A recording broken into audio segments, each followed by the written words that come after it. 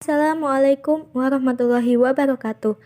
Perkenalkan kami dari kelompok 2 yang beranggotakan Aisyah Mutiati, Ahmad Agus Prasetyo, Siska Amalia Agustin, dan Fiski Aditya Pratama yang akan mempresentasikan mengenai tugas proyek kami, yaitu fermentasi sauerkraut.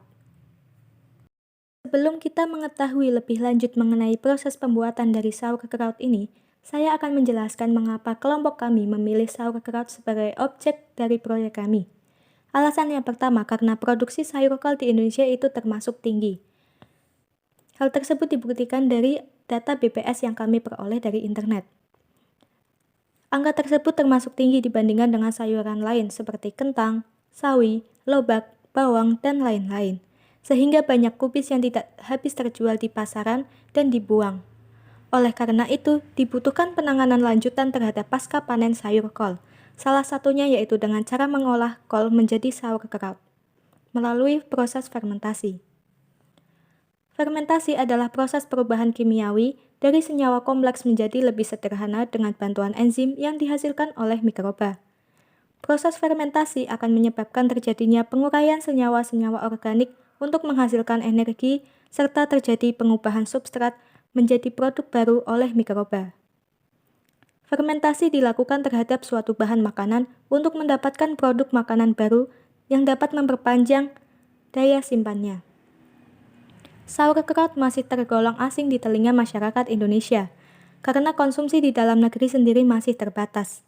Akan tetapi, di luar negeri olahan fermentasi ini sudah menjadi makanan konsumsi sehari-hari. Contohnya adalah di Korea dalam bentuk kimchi, Jepang dalam bentuk sukemono, dan juga Eropa dalam bentuk sauerkraut. Sauerkraut tidak hanya terbuat dari sayur kobis atau kol, namun juga dapat dibuat dari berbagai jenis sayuran, seperti ganjer, sawi, kangkung, dan rebung.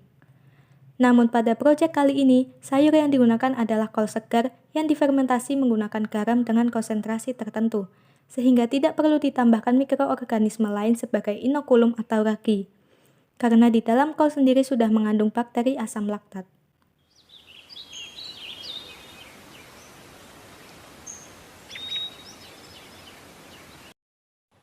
Ada banyak sayuran fermentasi yang kerap disajikan sebagai pelengkap makanan.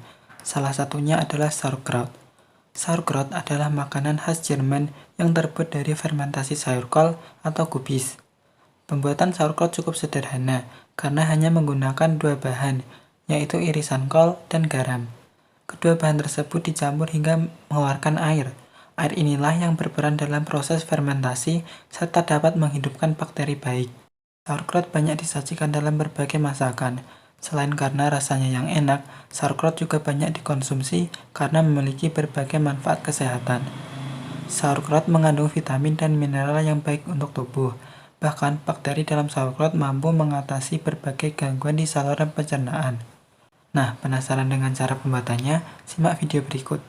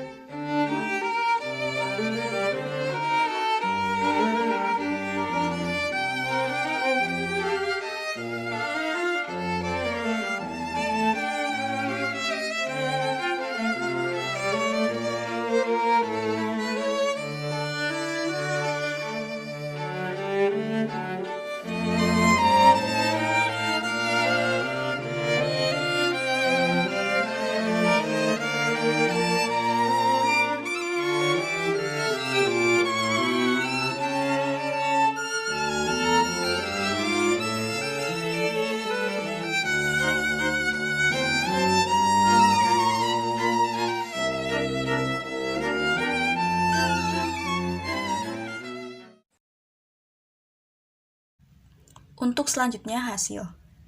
Kelompok kami menggunakan dua media, yaitu toples plastik dan juga toples kaleng. Untuk perbedaannya hampir sama. Dari segi bau, pada toples plastik akan timbul bau asam di hari ketiga, sedangkan pada toples kaleng akan timbul bau asam pada hari keempat. Untuk warna, pada toples plastik, warna pada kol ini akan lebih kekuningan di hari kedua hingga ketiga. Sedangkan pada toples kaleng, warna putih kekuningan ini akan muncul di hari ketiga. Untuk kadar air pada toples plastik dan juga toples kaleng, tiap harinya sama-sama berkurang. Untuk pertumbuhan maksimal bakteri asam laktat ini pada proses fermentasi sauerkraut diperoleh pada hari kedua hingga ketiga fermentasi untuk semua perlakuan. Pembahasan. Bakteri yang berperan dalam proses fermentasi sauerkraut adalah bakteri asam laktat seperti Leuconostoc, Lactobacillus, dan Pediococcus. Bakteri Lactobacillus plantarum merupakan bakteri yang paling dominan dalam proses fermentasi ini. Kubis mengandung senyawa gula alami dan nutrisi lain yang menjadi substrat atau komponen penting yang akan difermentasikan menjadi asam laktat. Selama proses fermentasi, kubis akan mengalami susut bobot atau pengurangan bobot yang disebabkan oleh garam. Garam ini menyebabkan cairan di dalam sayuran keluar melalui osmosis.